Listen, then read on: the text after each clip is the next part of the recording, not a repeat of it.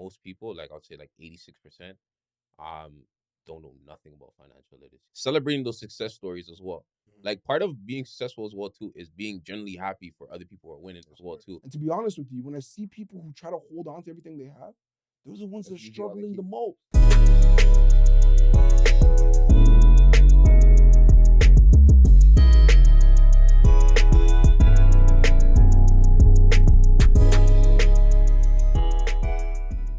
Welcome back to another episode of He's a Guy podcast. I see you guys are doing that thing out there. You know what I mean? That red button. They pushing it? Slowly. It's doing more than what it's supposed to be doing. I mean, sorry, it's not just doing what we're you know what I mean, asking to be done too crazy, but it's coming along.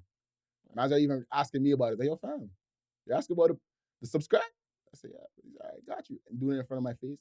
That's blessed. good, that's good. Hey, we got more subscribers. You know what I'm saying? It's like somebody says slow dose better than no dose, right? You come with bars already. We started, brother. We coming in hot. You ain't get introduced yet. I'm not gonna lie, Steph got me sweating right now. I'm not even gonna lie. But You sweating for it, bro? We just had a little disagreement again. But I didn't bring it up. You did. Yeah, I know, and I'm sweating now. I'm letting you know.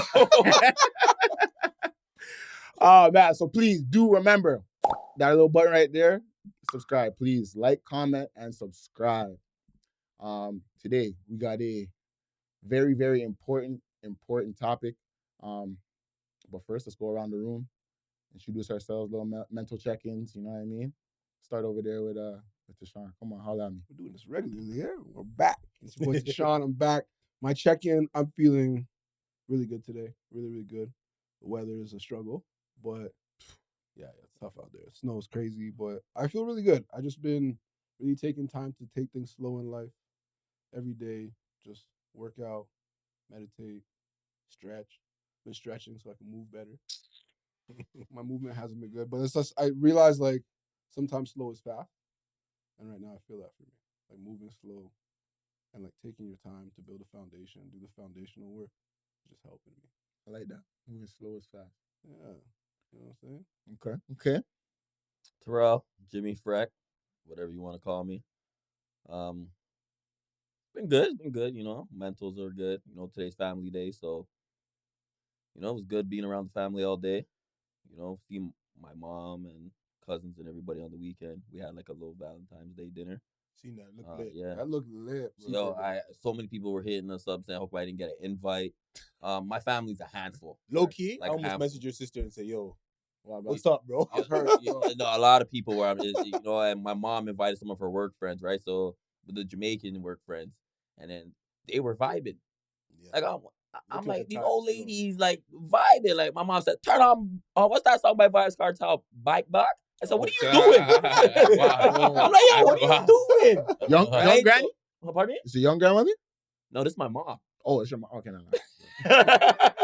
Mom's don't request nothing like that. That's crazy. Right? Everybody was shocked, Yeah. right? But it was a little game we were playing, so like it was a good weekend. That's all I'm gonna say. Bless, man. Yeah. Happy to be here, Shaq Hall. Huh. Want to introduce myself or talk about Just mental check-in. We'll get there. mental check-in? Yo, honestly, today was a good day, man. Today, woke up, did my meditation, prayer. You know, woke up to my son. We you know what I'm saying? I was gonna go outside and bring him skating, but yo, that wind that hit me this morning, You couldn't even do that. I couldn't even do I that. had to make an executive I decision. had to move my car from the garage to across the street where I Yeah. charged my car. And I felt the wind. I'm like, yo, I'm not going outside today, you know. For the most part, I'm not gonna bring him outside. I'm not gonna make him suffer through all of that. But yeah, man, good day. For the most part, checking emails. Try not to work. It's family day. Banks are closed. But yeah, I just did the daily routine and you know cooked and hit the road and came out here. So, Appreciate you having it on, man. Good day. Thank you for coming through. Steph, my week was blessed, to be honest. I wasn't too crazy. Actually, that's a lie. And my industry was heavy from like Wednesday. Valentine's? The rush was crazy, man. Man, let's get Valentine's cards. For the weekend, you never know who you run into. I know, man. You know what I mean? They're either a chicken, they got a girl. Hey, tricking is crazy. I just started with that one. Brother, it's not that. You know what? Talk the You know, things better. it's not that far fetched when you No, think I about know. it. Man's here. It is. I was like, send the flowers out. That's enough for some women, you know what I'm saying? So it's like, yo, man's are doing their thing. So anyway, chicken, got their girl. hoping to find a girl, got a date lined up. But yeah, it was super, super heavy this weekend for real. And yeah, to be honest, it was a lot of snow. So I hope everybody got her out safe, to be honest. But you know, it was best, to be honest. I had a good weekend myself, so yeah, that was nice. I had a question I was gonna add in, but I was gonna say, like, for the viewers that don't understand, what is tricking? Tricking? Break that down. Save that, Yeah. save that. Break that down, man. Because my grandma watches. She might not understand what that is. So you explain that to her. No, Bang. I'm having him. He said it. Oh, I said it. Yeah, so rather your definition of it. If you got it. If you don't got it, don't worry. Good explanation. That's it. Part 2 of say a lot but don't say anything at the same time, you All know? right. But yeah, no, pass it along. It's Dion here. Doing well. Mental's good. We just came off my son's birthday party. That was good to see all you guys there. It was a good time. That was lit. Yeah, that was a good time. It was a good time.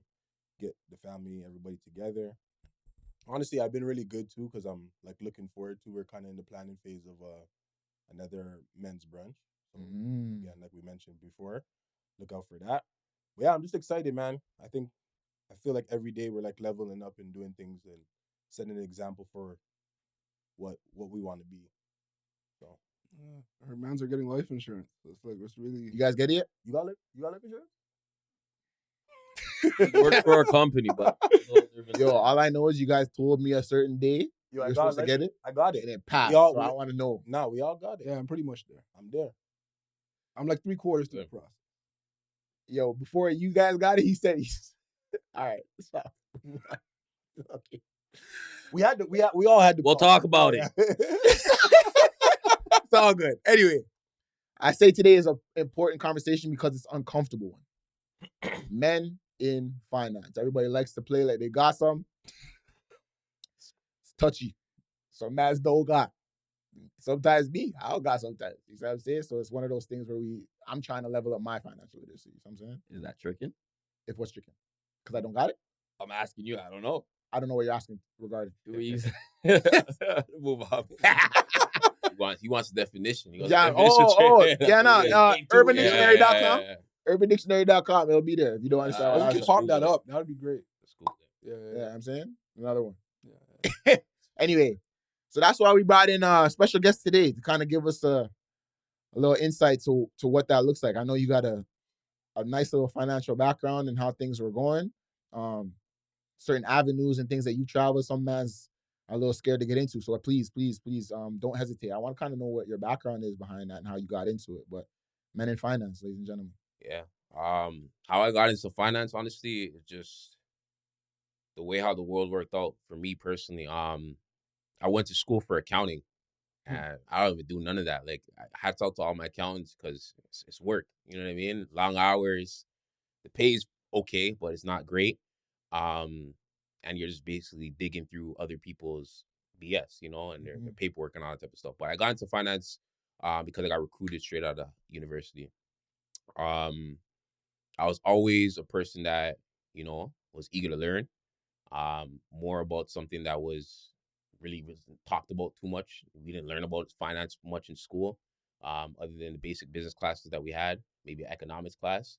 But yeah, I got into it because I got recruited straight out of university, got put into the bank. I was working at TD Bank for about 4 to 5 years before I just became a full-time entrepreneur. And that's how it kind of found me. Just to kind of open it up to the room, how much of us like are really, really into knowing our finances?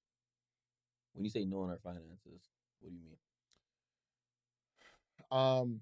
Just being in tune. Like, obviously, you can look at your own bank statements and kind of know what to do, but do we know how certain things work, how we're being taxed, where certain loopholes are, where we can make our money work for us, how to make money passively and not actually just going to do the work manually, like, you know what I mean? So that's kind of what I'm leaning on, because from all I know, like, I know a little bit more now just from speaking about finances with other people that kind of delve into those stuff. But from my upbringing, all I know is go to work, make some money, and if you not enough money, go get another job, make some more money, and that's what I'm saying. So it's like, or mutual funds, like the basic stuff that people are telling you at banks. So more or less, how much do we really know about those, like going on beyond those things? What's your guys' level of financial literacy, I guess? I'll start. I'll say like I'll know a little bit more than average, but there's obviously a lot more to learn. Mhm. I think when what you said, the financial loopholes and stuff like that, that's something I kind of want to dive into more. Um, I'm all about like proximity.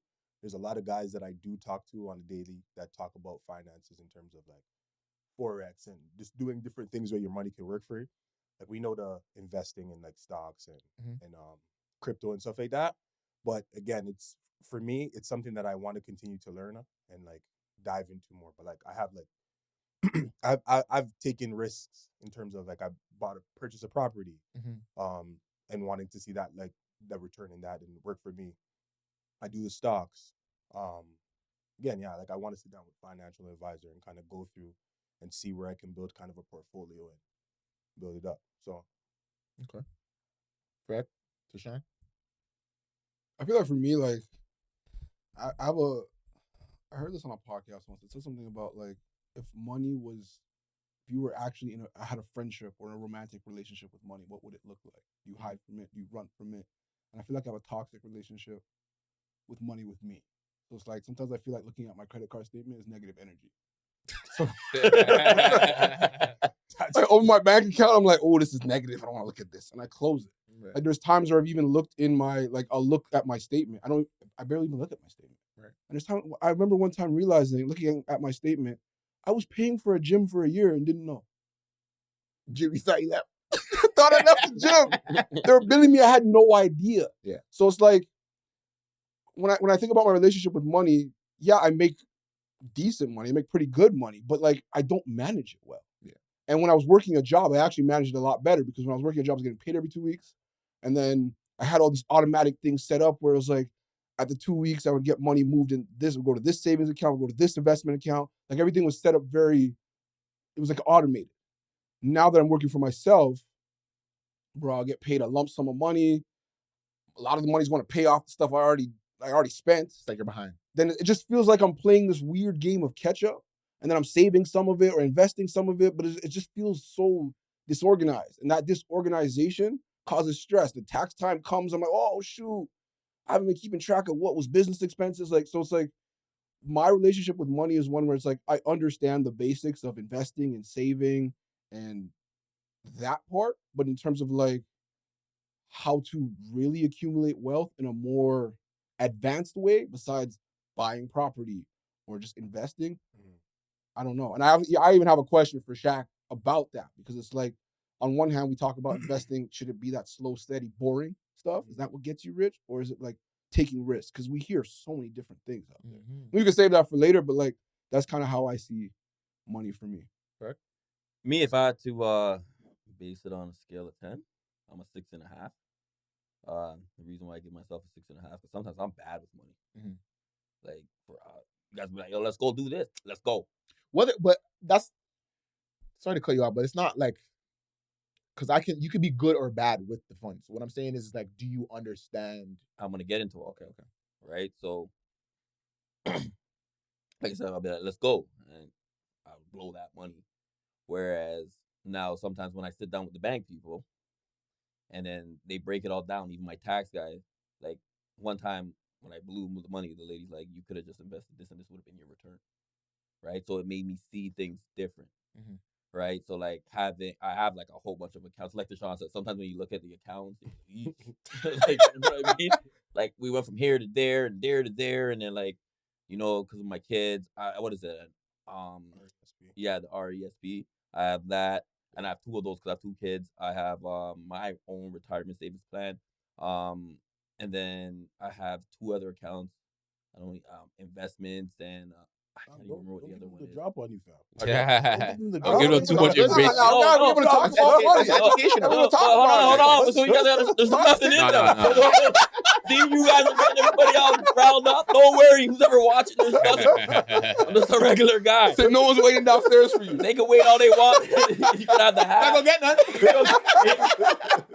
But yeah, but that's why I say I give myself a 6.5 because as much as I have these accounts, sometimes the only reason why I have these accounts is because of the advisor advised it. Got it. You get what I'm saying? But do I really know about it? Sometimes I don't really know about it until I see it. I'm like, oh, there's a good amount. Let me see what's going on in there. And that's when I do my research. But like to say that I know what's fully going on, I'd be lying to you guys. That's why I said 6.5.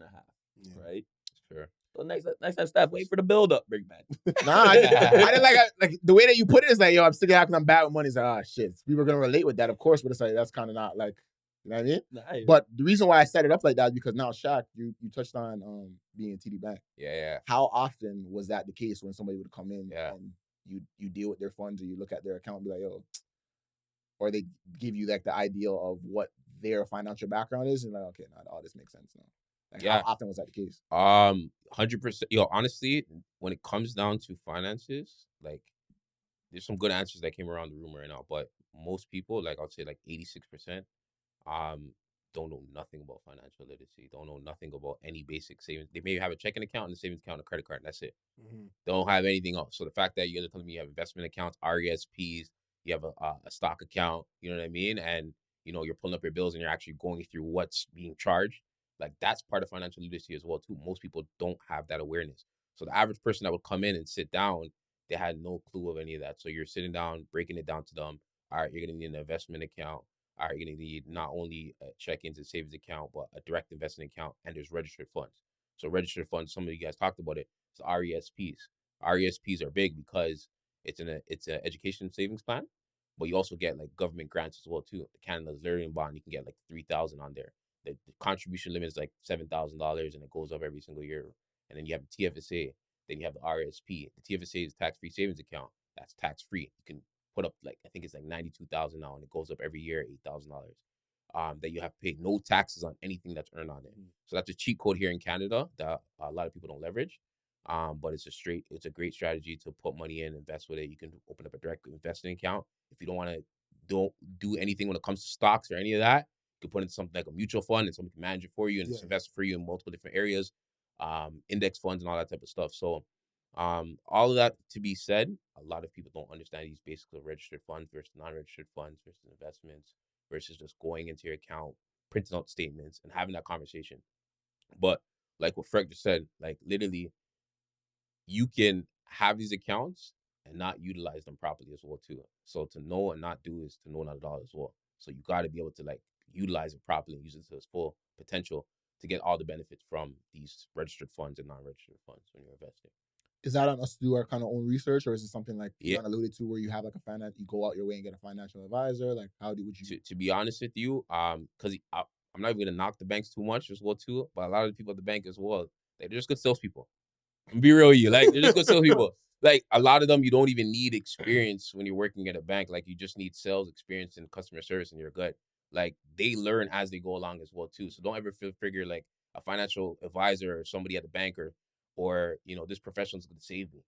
You know what I mean? It's like you have to go out and do your own due diligence. You have to go out and find the information. And it starts with stuff like this, conversations. Because a lot of us, we didn't grow up in none of these conversations at the dinner table. No. Like it's still awkward to talk about money, like with my family members as well too. Even though I'm like everybody's kind of financial advisor, help people invest here and there, real estate and all that good stuff. It's still a tough conversation to have because it's like, especially Caribbean households, it's not common to have those conversations. Well, certain cultures, they have these conversations from young.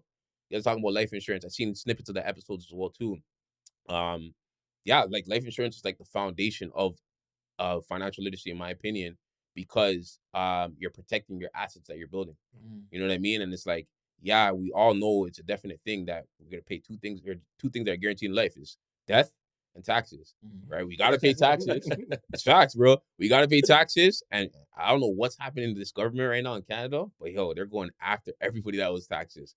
Like it's crazy. But you gotta pay taxes and you're gonna die. So if it's a guaranteed thing, it's like you should have something in place because you don't only want to cry because you lost somebody, but now, at least somebody left something for you or to take care of their final expenses and all that type of stuff too. So,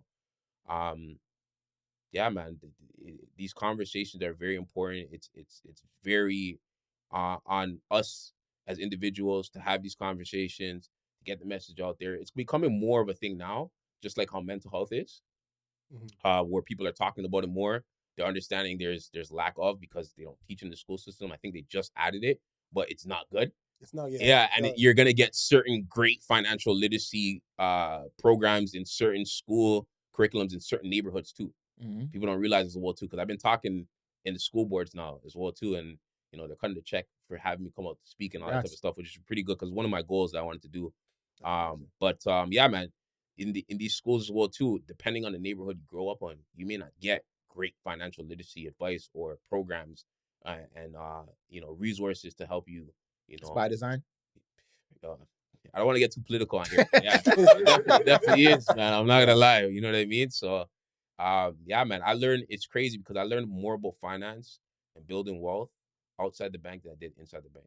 The bank was a great foundation because I got to see where people put their money, and I got to see what Steph talked about initially a little bit. But a lot of people are going through. A lot of people don't have it. They'll be front like they have it. They may be going to the club like they have it. They may be, traveling like they have it, but really and truly, they don't really have it. Like, I really don't believe, especially in this day and age, like there is no middle class.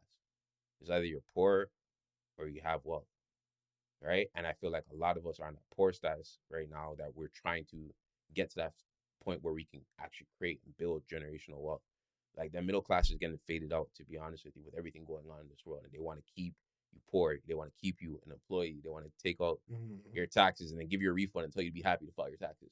You know what I mean? Right. As an entrepreneur, Sean may know this as well too, and Steph as well. As an entrepreneur, as a business owner, like, you pay taxes after. You know what I mean? Sometimes it may be a little bit more fatter, but you have that control. You get to keep your capital longer, and it's powerful to keep your capital longer because people don't realize when you put your money in the bank, that money's not yours. You sign these agreements. That money, they're using your money. 100%. If you think about it, like when some of these accounts, you have a minimum that you have to have a certain amount in there, or you're gonna pay on it. Exactly. And I always realized that from young, and I was like, why are they doing this? But they're using your money. Exactly. They want to make sure that they have that bottom line so they can invest and do whatever they want to do with it. Exactly. The most interesting story I have is a girl I used to know hit me up one time about closing costs, right? Yeah. So, both supposed to close on a crib, whatever, in the next 2 days, apparently, right? She had it. She went into account. I'm glad she had it, because if you don't have it, man. Yeah, I know. But the thing is, what was funny is she went to an account of hers, say, yo, can I withdraw such and such amount? And they told her, like, yeah, you'd have to wait like 3-4 days for us to get that amount to you. And she's like, but it shows here that I have it. Like, well, yeah, no, we just don't keep that type of cash on hand. We'd have to wire it and this, that, and the third to get it to you. And she's just like, she helped me realize, because I didn't know. I wasn't at that point in my life. She helped me realize that these banks, like you said, use your money and sometimes don't have the cash on hand to return, which you would think I could go to an ATM and withdraw the money, or I could go to a bank and withdraw the money.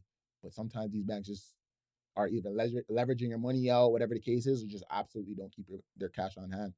And it's kind of crazy that, because she now had to go on a roundabout way to now ask me for if I had cash on hand to help give her that, and then go out somewhere else to make up that total sum she needed for the closing costs. So it's like, what is going on in the banks, dog? Like, yeah, man. I'm not trying to be no insider or anything, but don't get yourself realistically, in trouble. they have the money. They have the money, but it's like it's invested. They use the money. So, how a bank's model is, and especially here in Canada, we have great banks. So, like, people in Canada, we have to be grateful because it could be a lot worse. Like, other places in different countries are a lot worse, and the systems are terrible. But in Canada, they work with the Bank of Canada that gives them money, and they borrow money. So they borrow money. Let's just say they're borrowing money for 2%. They're gonna lend that money out and make, 5% off of that. And that may not sound like a lot, like 3%. May not sound like a lot, but we're talking about billions of dollars here. 3% of the billion. And that's revenue. Right. That's revenue. That's like, I don't know, what, $20 million worth of revenue at least. We're talking about billions here. So, and that's just one source of income that they do for your funds. Yeah. They also invested into the foreign exchange market. We'll probably talk about that a little bit later on. So they're investing into, right now, Canadian dollar is weak. It's been the lowest since 2016 roughly. So it's been very bad. So anybody who's traveling right now, like, or have gone anywhere outside of Canada, they're really feeling it. You know what I mean? Because our dollar is it's weak, and I think it's gonna get a little bit weaker, and I think the worst is yet to come. But yeah, they invest into the foreign exchange as well too, so different currencies across the world. They invest into gold. They invest into something called bonds and money market investments that they're basically liquid but promise to pay, and it's very stable for the most part. But they get a return on that as well too. So they're using your money, and this is why they have limits for withdrawals and you can't get cash right away, or it may take 24, 48 business hours from a bank to tell you, I don't know, you're liquidating some stocks or a mutual fund, and then you'll have the funds. But yeah, man, it's a business just like anything else, right? Like a t-shirt company buys shirts and then they sell it for a profit. Right. Bank, they borrow money and they use that and make a profit off of it. That's it. And they use all of our money and they charge us monthly fees. But this is why, like the new age technology, a lot of people are turning to crypto or fintech companies where they're not even charging any fees because they don't have any overhead. It's all online, right? So they don't have any staff they have to pay and all these overhead that they pay. So they don't charge the So monthly the fees. users basically pay for the company. Pretty much. Okay. Yeah, pretty much. Yeah, yeah. We're all consumers, so yeah, we kind of pay it. So funny enough, you mentioned crypto, but what came before crypto was like forex and trading. Yeah. I know that's something that's a little bit part of your history. Yeah. And that's kind of where you came into actually talking and speaking on it as an entrepreneur. So please do dive into that and let us know Yeah. if that's something you still do, take part in, something you still talk about. Yeah, 100%. It's part of the journey, so I always continue talking about never knock it. That gave me a great amount of financial literacy, and it forced me to focus on economics, which is the way of the world, how the world's working, and how countries actually make money. You know what I mean? Transfer it out, how global the stuff that we're doing right now, tariffs and all that type of stuff, how global exports and imports affect price points. And then it allowed me to even dig deeper and learn about the history of gold, like gold and silver, like that's in the Bible, like that's gold money. I mean, that's God's money, right? It's been around for centuries, and how currencies were tied to gold and silver and these precious metals. It's not anymore. This is why they print it, and they have something called quantitative easing and quantitative tightening. Right now, we're in something where it's called quantitative easing. Essentially, when rates drop, they're printing more money, making it cheaper to borrow. So right now is a great time. I know a lot of realtors probably say this, and real estate professionals. Right now is a really good time to buy. No, no, but really, like, because they're printing more money now, and because things are becoming cheaper, it's like you have to utilize that money, or at least convert your money because it's not worth much here in Canada into other different assets or vehicles, or even potentially invest overseas or invest, down south or somewhere else. Um, but yeah, man, the foreign exchange journey, how I got involved into it, I got involved into a network marketing company. And I know Forex probably gets like a bad rep on online, social media, and all this type of stuff. We can always talk about it because I already told you stuff. Like, it's an open conversation. We can get into it, all the details and nitty gritty. But fortunately enough, I got involved into that, and it allowed me to learn so much about finance, economics, the way how the world works, and the values of different countries and different currencies and what they have to offer, and looking at things like GDP and bank holidays and ministries coming out and having an announcement about monetary policies. Like, all that stuff ties into the world, and it just made me become more aware. So open up my eyes and becoming more woke on more things of finance than my day-to-day job that I was working at the bank. And that allowed me to leave the bank. To be honest with you, I had like one trade that I was making, and I see more than I made, I'll say, 3 months in like a day, and it was like that stuff becomes addicting. Like, to be honest with you, to a fault, because as we know, everything works in cycles. So the market was going up, market was going down, and then foreign exchange also allowed me to learn about crypto, and I think crypto is a crazy thing that's going to change the world. It's still a little bit like banks don't even like to hear about cryptocurrency, even though they're using the technology behind it. But I think it's something that's very, very powerful that we can dive into a little bit deeper as well too.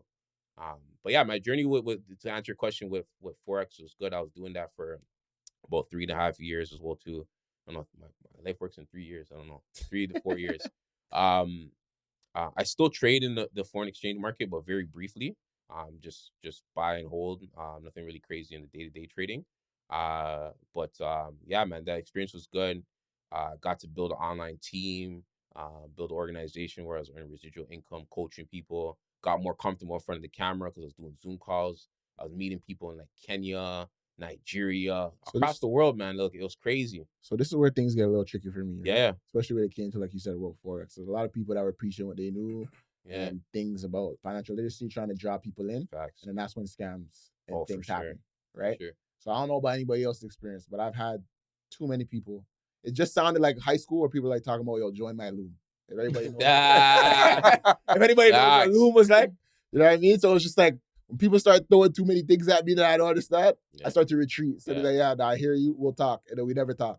You see what I'm saying? Yeah. So I don't know about anybody's experience when you hear about Forex or trading and people telling you to get involved, but mine was, I don't know. It So you was didn't up have and a down. good experience.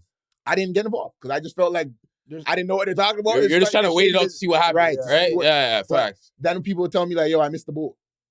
It's one of Vote those- on what? Vote on what? Like, you know what I'm saying? Like, what are you talking about? It's one of those things where it feels like there's certain lines of work I feel like we don't respect, and anything that feels pyramid-y Yeah. Right. is like we're like nah.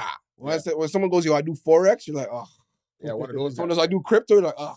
Right. Yeah. There's like those type of, someone says, yo, you want to come to a meeting with me? You're like, ugh, nah, I'm not. Yeah, I'm not. you know what I'm not. They're gonna sell you something. Yeah, Yeah, I'm not trying to go to no some meeting. Primerica or some those Yeah, type no of facts. Because everyone's got before. That's right? a fact. So when you're hearing all that, you're like, nah, you guys got my brethren last week. You ain't getting me. You know what I mean? Guys So- got my brethren. That's No, because it's funny that you guys are saying this because there was I don't remember his name. I'm not even gonna say his name, but this guy who was going around telling everybody like, yo, you give me 1,000, your return is 7. You know, and Nuts. a lot of people did it. Right? So I said, where's the guy now? Gone. Nobody could find him. Yeah. You get what I'm saying? I heard he's in Africa. He done So when came I heard up. they Kenya and all Yeah, I had to that, cut it short right there. Yeah. you know, so like, and he got one of my dogs. My dog's like, I'll give you 5,000. Yeah. What's going to be my return? The man said, I'm going to deal you. I'll give you back 30.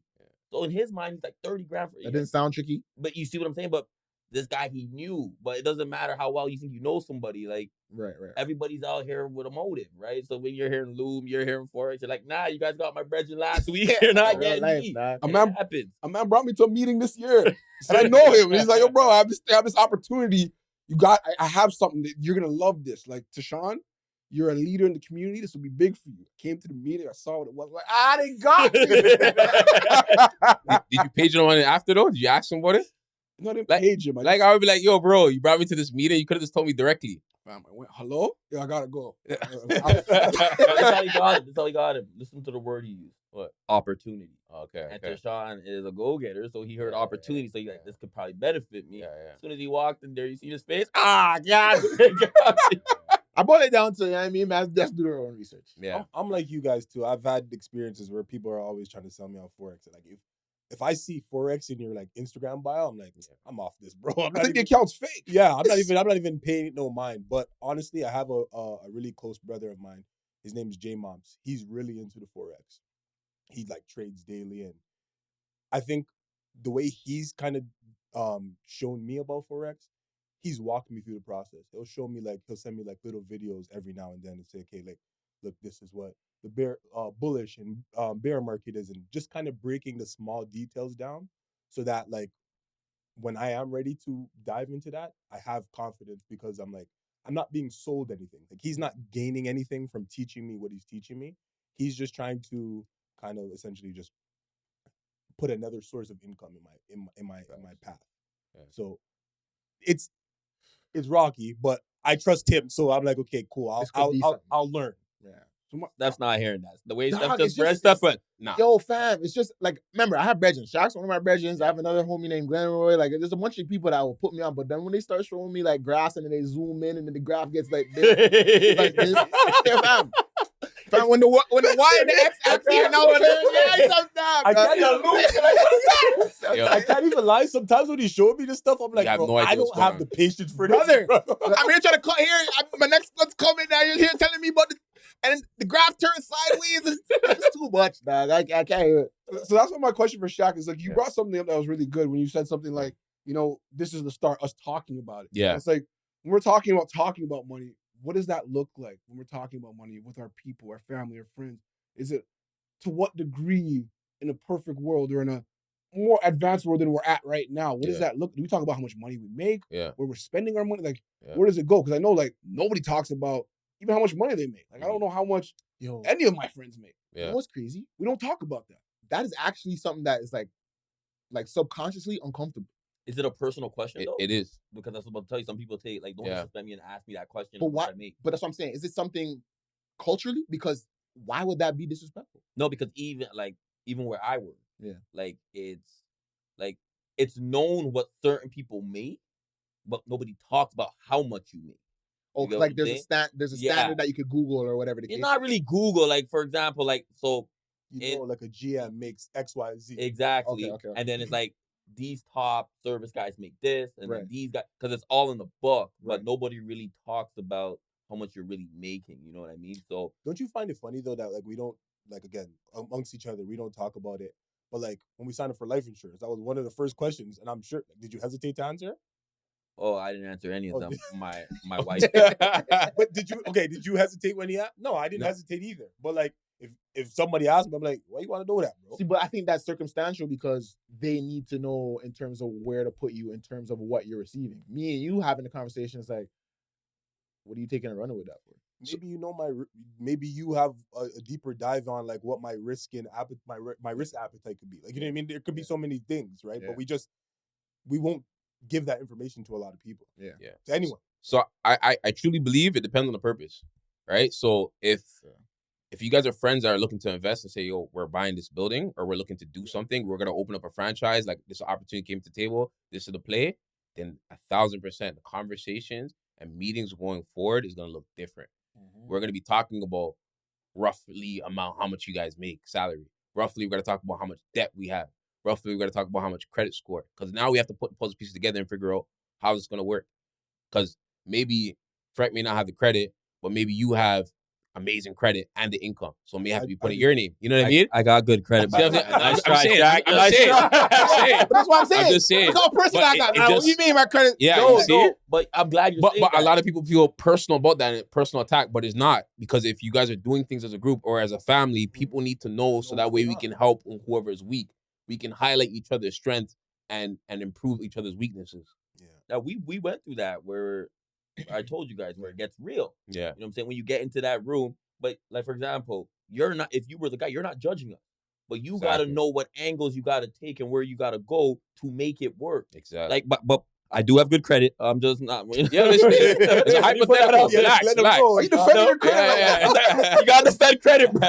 Credit runs the world. He did say But- that. It's a fact. But like you said, so example, if I did have bad credit, Yeah. you have good credit, you have the funds, we could all make this work. Yeah, yeah, You know what I'm saying? exactly. And put it all together. Yeah. I might have it may look good on paper for me because I have the best job. Right. You get what I'm saying? So Right. they're like, okay, so there's the income, you have the bread, you have the credit. Bang. It work. That's a fact. People don't look at it like that, unfortunately. Yeah, and that's what it has to be. So if we're talking about family, I can give you an example of my family. Right now, like my mom's about to close on her property in Jamaica, right? So we made sure yeah, thank you, appreciate it. And honestly, it's something that she's worked hard for. She came here to Canada, immigrant, single mother that did a bunch of worked 3 different jobs and did whatever she could for her children. So the fact that right now she's looking at retirement, she's about to be retired next year, house about to close. We made sure we took care of mom first, then my brother's next, then my sister's gonna be next, and then I'm gonna be last because I'm the baby of the family.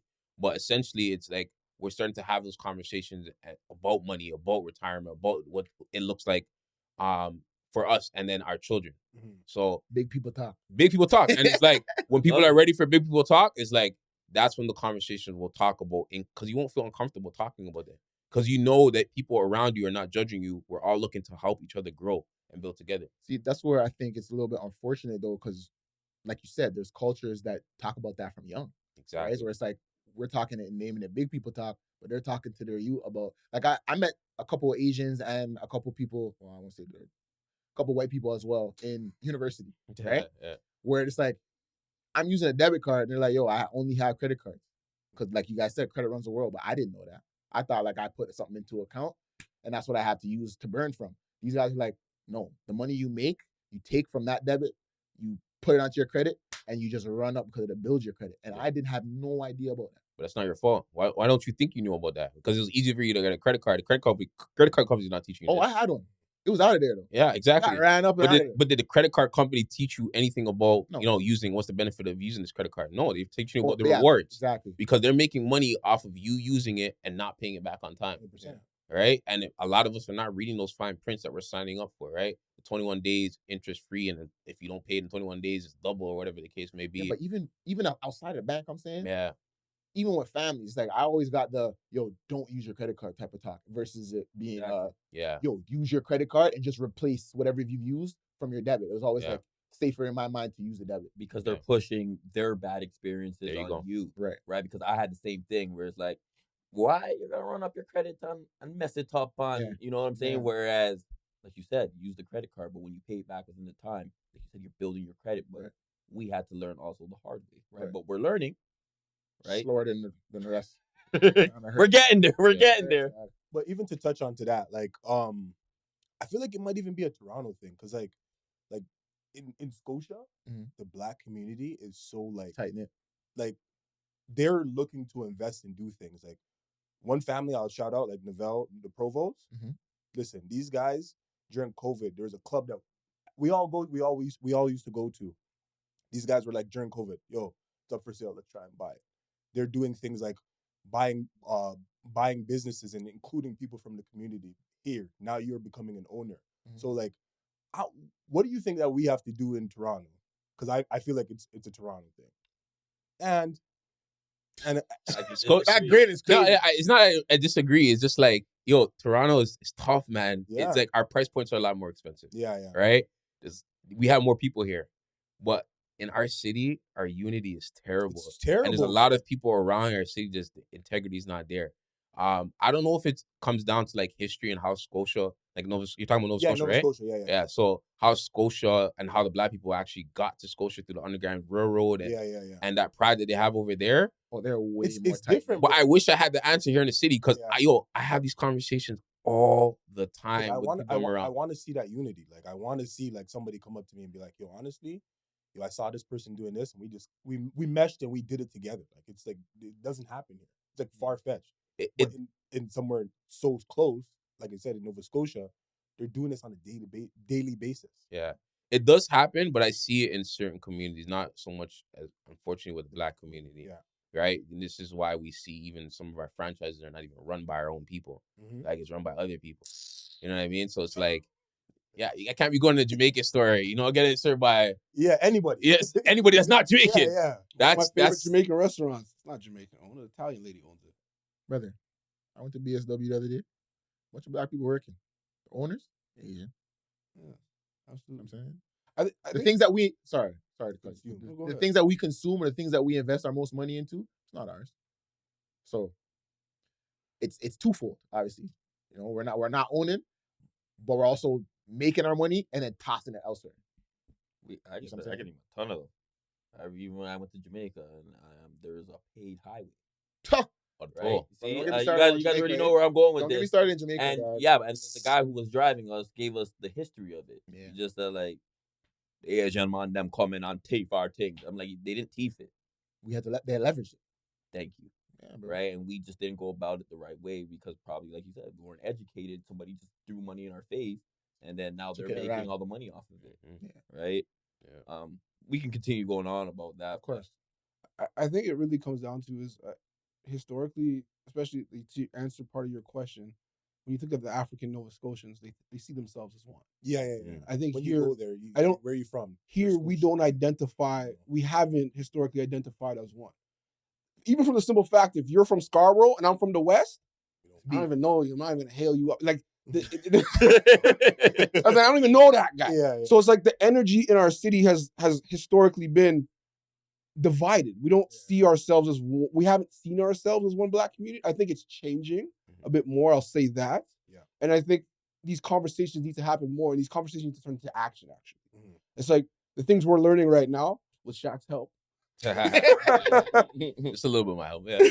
You know what? I have us start having these conversations.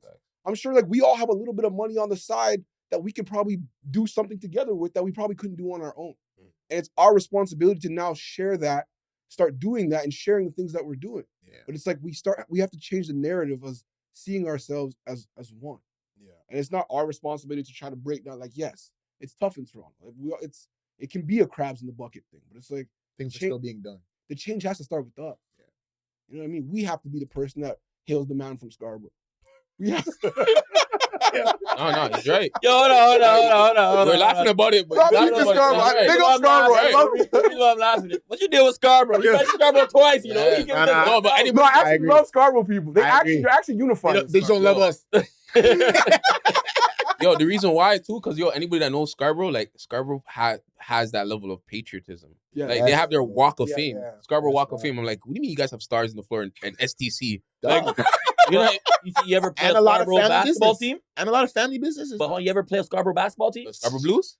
Doesn't matter what Scarborough's basketball team it Roadrunner. is. Yeah. They're cheering for them. You come and you play a Toronto team. It's like, hey, just go. No, they're bringing drums. Yeah. The fathers are, yo, make the shot, my boy. And Yeah. you know what I'm saying? Facts. And they're actually a unit Facts. if you really think about it. Facts. So I can see why Tashawn hates I Scarborough. don't know. Like, don't say I hate Scarborough. I actually admire Scarborough's unity Nah, that's because Scarborough people put Scarborough people But on. they, but they 100%, feud, yeah. but they feud the ends where we're from. They don't like us. Okay. But that's okay. But we're changing that. It's wild, though. changing. After Yorkdale, it's changing. ugly. But where do we, Shaq? Where do we start?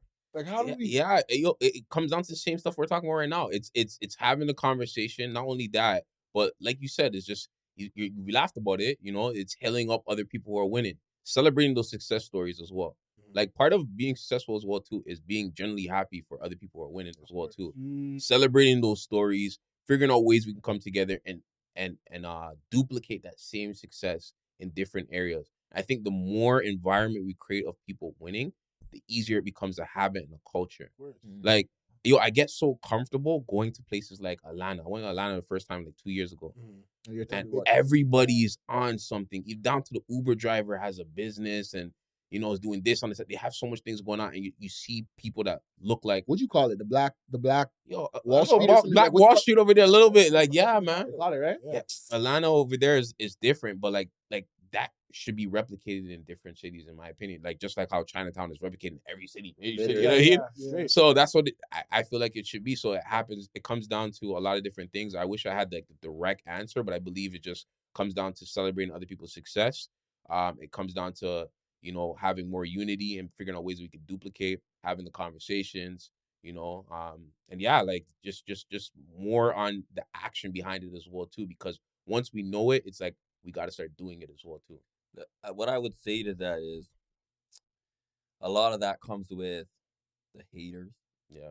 Where we're hating on the other person because they got there first.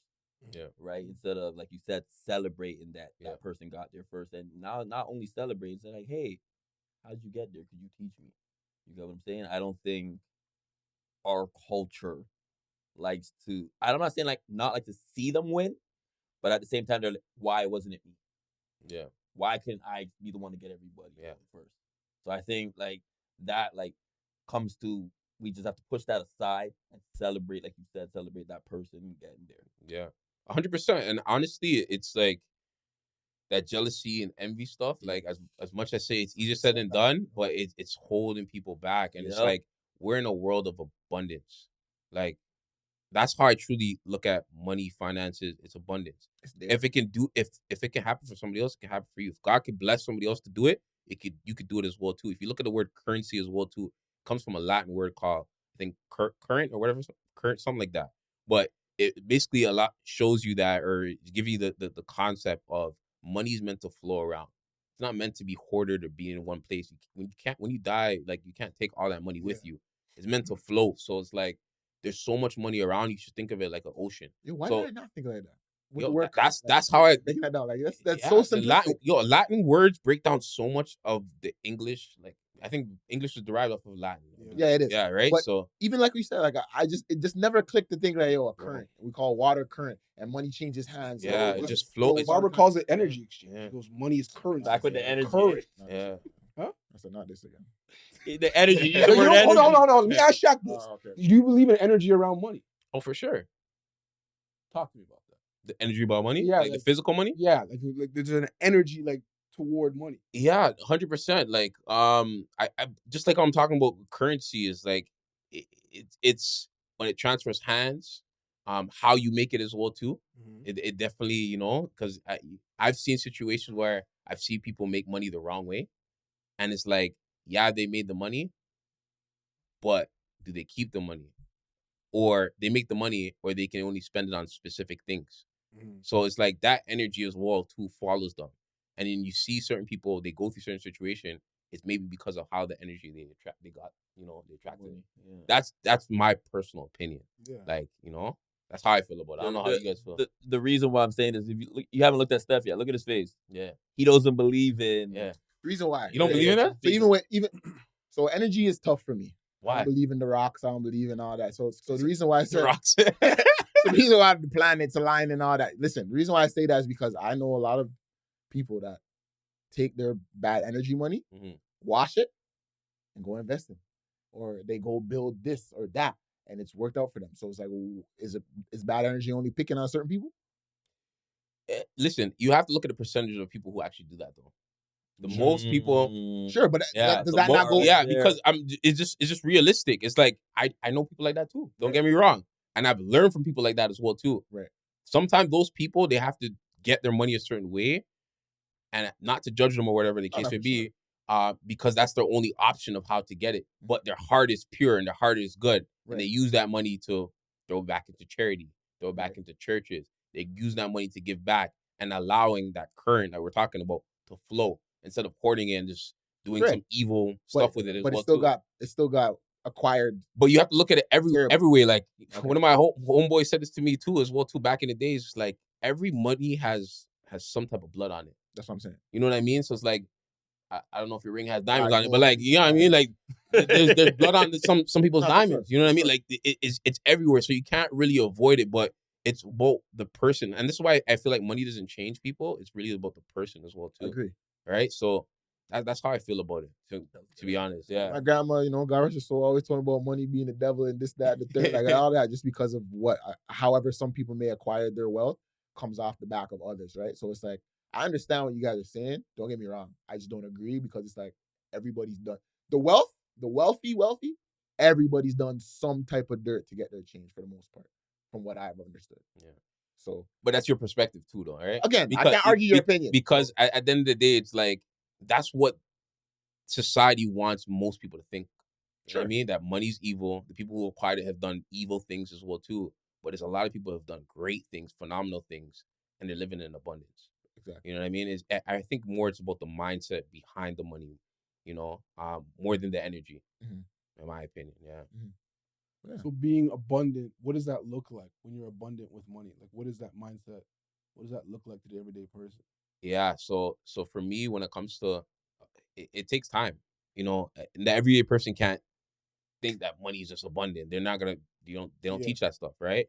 It comes with learning about the history of money, learning that it's not even real. You know what I mean? The physical money that they print out is not even real. You know what I mean? It's not backed against anything at all. Sean, honestly, that's a tough question. I don't even know how to answer that. I'm trying to think about ways to answer it. But it's tough, man. It comes with time. It comes with interest. For me, the reason why I've learned that because I study a lot of highly successful people, and that's how all of them think. That's the common characteristic that they think about. It's like they're not worried about bills. They're worried about peace of mind. They're worried about happiness. They're worried about time. They're worried about generational things that impact that they're creating their legacy.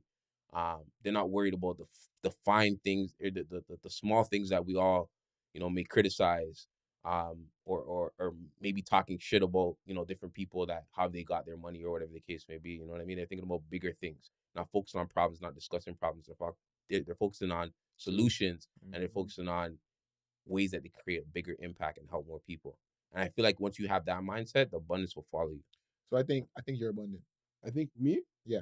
Reason why I say that is because, like, to even keep it more simplistic than even Shaq was explaining, you're the type of person that I know, right? Where it's like, if I came to you for whatever reason, and because of who my character is, not for the reason I need the money, you'd give me the money.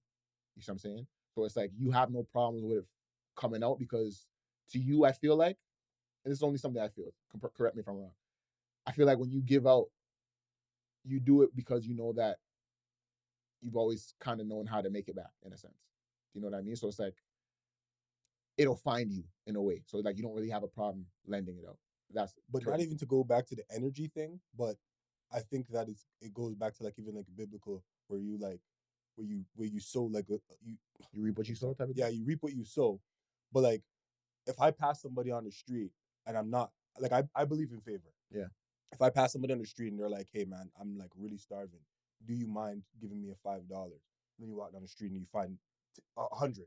On the You know what I ground. mean? Yeah, I yeah. feel like favor. That's an energy exchange, and that's why with him as Mm, well. Okay, may I agree now.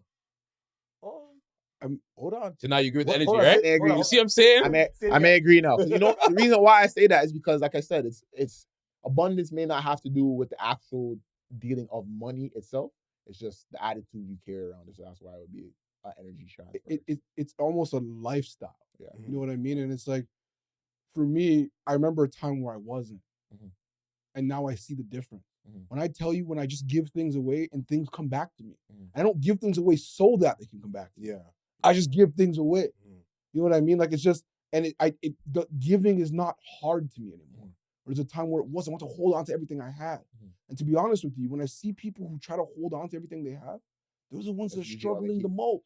I was at a restaurant the other day in Montreal at Christmas, and it was the restaurant was full. The guy came to me, put his arm around me. He didn't put his arm around me. Let's say. I made that up. The owner. I don't know why I told that part of the story, but he sat beside me and he was like, "Inshallah, bro, our restaurant is full. And if you would have saw 3 years ago, the place was dead." And I said, "What did you do?"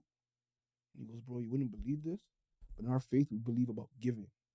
We just gave. During COVID, we went in the hospital. We fed every floor for free. During Ramadan, we fed everybody for free. And the community came back to them tenfold. Everybody now started to know about the restaurant. Like, these are good people that tenfold. It's like, now you have to come and line up to have food here." And he goes, "People a lot of times think if I have 100 and I give away 10, I now have 90. Because I don't believe that. I have 100, I give away 10, I still have 100. And that was his mentality. And for that energy around money, Abundance. it was abundance. I believe that to be a real thing because I see it in my life. I see it in other people's life. When I'm around wealthy people, they're not tight with their money. They're not trying to do I'm going to clean my house. I'm going to do this. They don't trade their time for money. Yeah. They think if I could do something that earns me more, I'm going to pay someone to do something that I'm not either not good at or I don't want to do. That's how they see it. But it's like they look at money in a completely different light. And it's like the question now becomes like, how do we get there and how do we be better? Because like I think becoming a better man involves coming from a place of struggle and surviving to thriving. And thriving to me is rooted in abundance.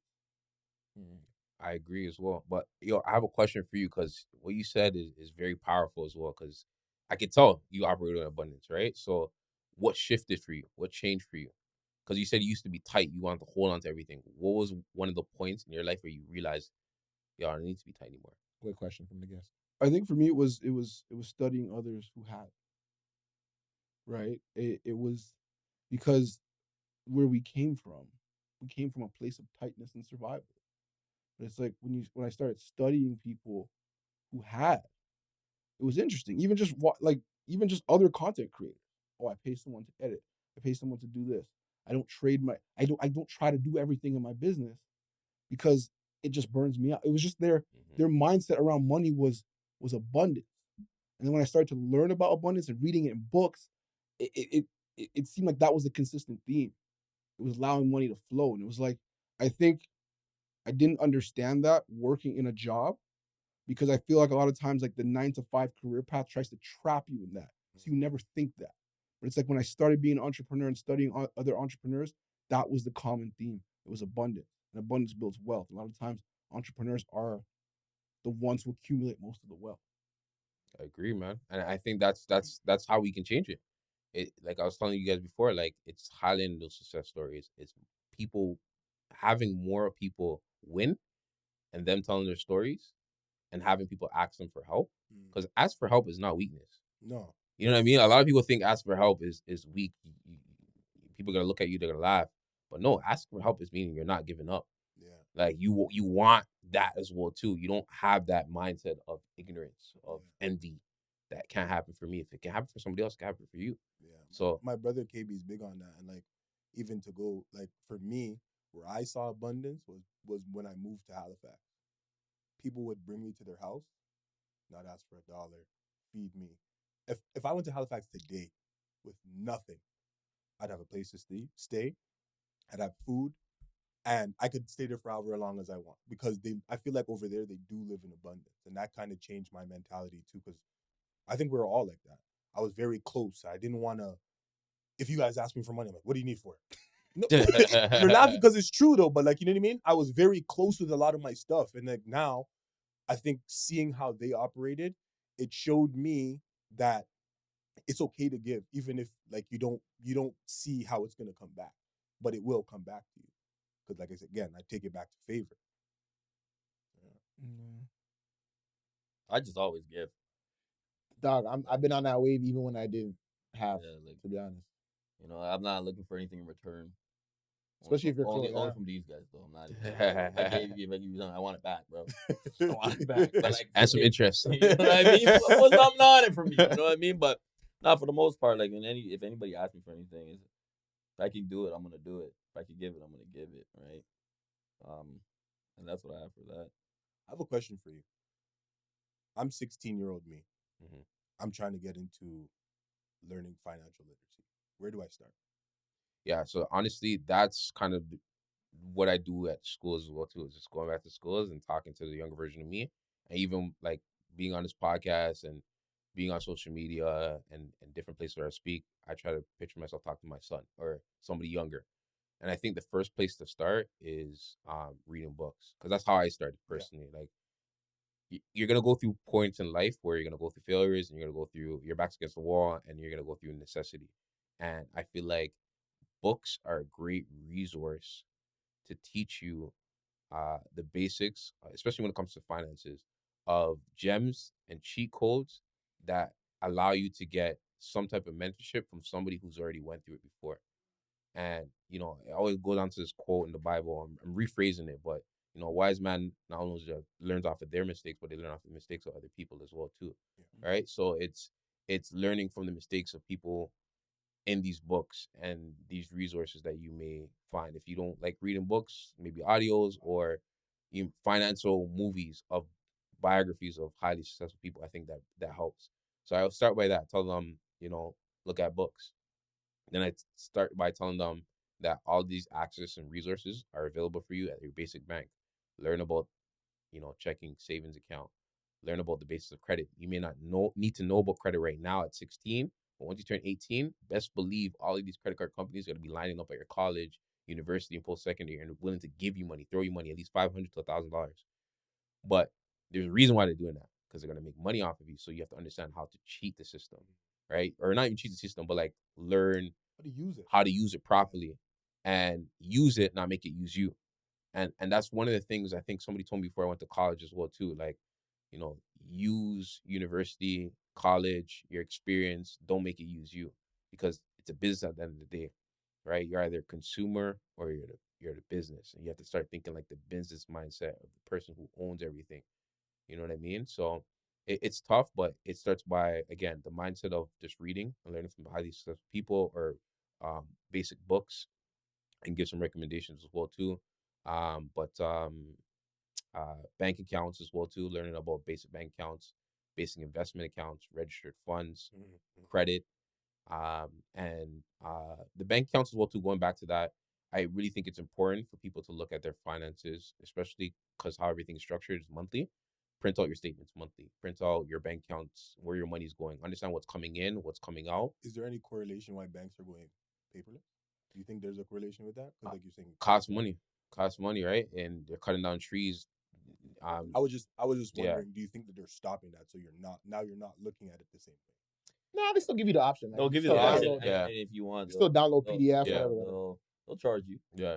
Charge me the other day to print a bunch of papers. Yeah, they'll charge you for statements. I Yeah, was just yeah, wondering if there was yeah, any correlation. yeah. But that's Definitely a good tougher. point. I understand what you're saying. Mhm. Yeah, that's a good point. But yeah, we should be paying attention to it because again, some people are taking advantage of the situation of you having a subscription on a credit card or something and you're paying for it and you're not really using it, right? And it's like it may be like $5, but they're making millions off of that $5 every single month. So imagine how much people are not paying attention to those subscriptions as well. Subscriptions are the number one reason why a lot of people are just they realize they don't have money because they're not paying attention to the small $5, $10 subscriptions that they have. Just got rid of Crave. Hey, it'll be worth it in the long run. Netflix went up to 23. See, So they're getting us. Yeah, they're getting us. yeah. So with inflation, things are gonna go up and up and up, and that's a silent killer as well too. So that's another thing I talk about when I'm at school and talk to a 16-year-old as well too. It's like, listen, you got to make your money work for you, or else your money's just losing value because inflation is a silent killer. You know, things are going up. You know, they don't have Toonie Tuesday no more. They don't have the dollar menu. You know what I mean? You know, they don't have none Dollar of store that. now no longer a dollar. You know what I'm saying? Yeah. $1.50, $2.50, $4.50. You can get a pizza for $1. You remember Popular Pizza? You know what I mean? But I'm gonna leave it right there. I think Shaq came in and really, really, really cleaned up. So Tashawn, please, let's get to this. All right, Shaq, we got a game. All right, let's do it. It's called Let's Talk About It. So that we have deeper conversations. I thought we had a deep one today, but the idea behind the game is there's why you laughing? Nothing, man. The idea behind the game is the different color combinations show the different level of depth for each different deck. So the white card is like more surface, the blue card's a little bit deeper, and the black cards are the deepest. So what we have our guests do is pick one question and they can ask it to the group or they can answer it themselves. Kind of give you we kind of open the floor to you on this one. Gotcha. But if you do ask it to the group, you still gotta answer. Yeah, it's all good. Why is a black card the deepest? It's crazy. Don't matter. The colorism, bro. Black people deep. Yeah, I like that. Let's go with blue. Okay. What qualities do you find most attractive in other people? Purpose. I'll leave it up to you guys now. I'll ask the question again. What qualities do you find most attractive in other people? Loyalty. Humility. Trust. Honesty. Generosity. That's simple. That was the quickest. Yeah. But no one explained why, but Oh, you want to explain why? I Wanna can go explain deeper? mine. yeah, we can go a little bit. Purpose, because if you have a purpose, you also have a direction, you also have a drive, you also have something that keeps you going every single day, and that's very important. Um, you know, as men, I definitely want to give you guys your flowers for, you know, creating this podcast, open space to talk.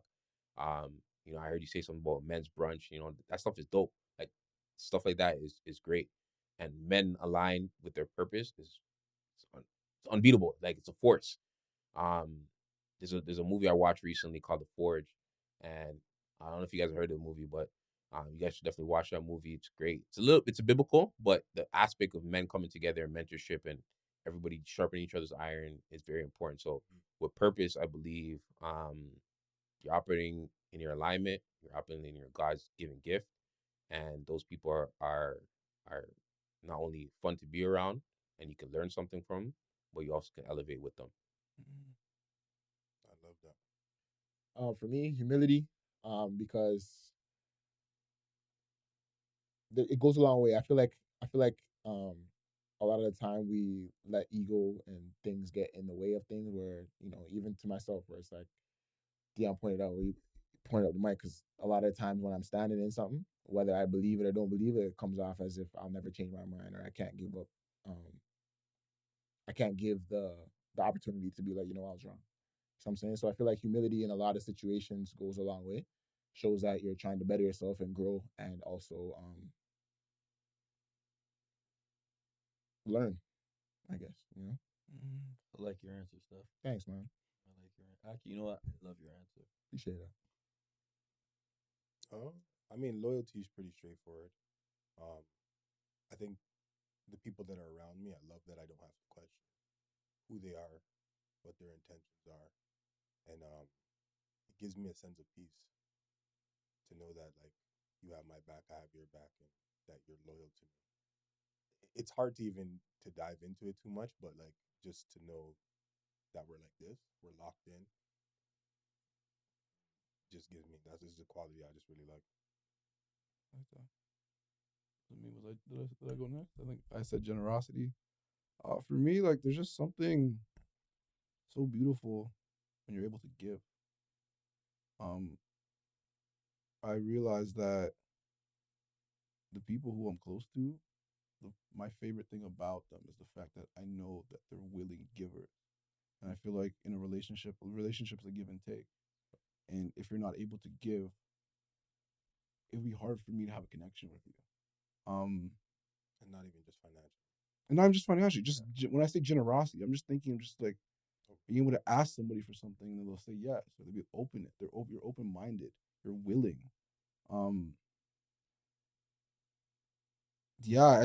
When I heard attractive quality, when I think about the people who I'm attracted to as friends, romantically, family, it's people who are generous, people who are willing to do something for more than themselves, to see the bigger purpose, to see the bigger picture. Like even us doing this podcast, it's generosity. Facts.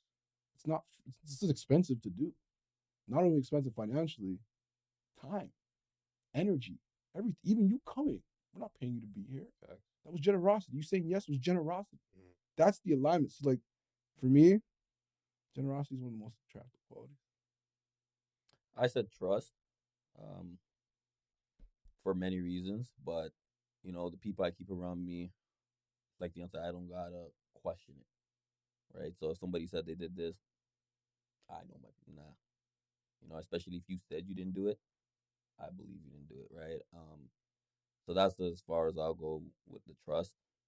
But trust is just it's big for me. There it is. There you have it. Anything to promote, Shaq? Nothing really right now, man. Just Come on, brother. to be honest with you, like I got a few things going on the investment side. I don't really promote my stuff really, really crazy, but I'm a mortgage agent Come as on. well as a investment specialist as well too. So we do some private lending, some investments on the side. So I help people with that. We also got non-profit work that we do as well too. You can follow me on social media. That's pretty much it, man. What's your What's right your, there? come on now. Yeah, at is Shaq Hall _. You can find me on Instagram, Twitter, or X. Uh, YouTube as well too. I'm gonna come in some YouTube content Okay. more. Yes, Yeah, sir. that's one of the Long goals for form. 2025, It's gonna right? be under his. It's Yeah. gonna be under his name We just come, now. we coming. Subscribe to that. No, it'll be at the start actually. Okay, You my know, fault, it'll man. be there. My fault. But yeah, man, I appreciate you again for stopping in, giving us your time. That was really generous of you. Yeah, no, 100%. Again, much love to you, Dar. I know you show us love. I know it's not seen to them, but to me, when I do see you, you commend us for having us in this space. So again, we want to return that to you, but we appreciate you everything you do. So again, from us to you, please like, comment, subscribe. Let us know what you would like us to talk about. We'll see you again. Be safe.